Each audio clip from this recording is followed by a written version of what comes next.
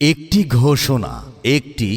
ঘোষণা এত দ্বারা বাংলাদেশ রেলওয়ে সকল বাণিজ্যিক লাইসেন্সিরগণের অবগতির জন্য জানানো যাইতেছে যে বাংলাদেশ রেলওয়ে সকল বাণিজ্যিক লাইসেন্সির লাইসেন্স অনলাইন প্রক্রিয়া চলমান।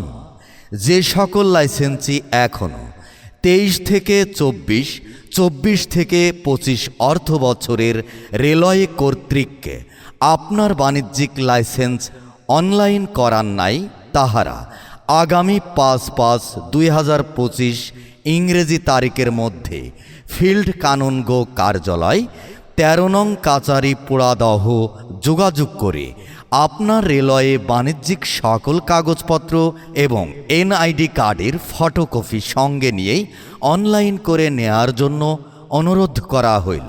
অনুরোধক্রমে বিভাগীয় ভূ সম্পত্তি কর্মকর্তা, বাংলাদেশ রেলওয়ে পাকশি।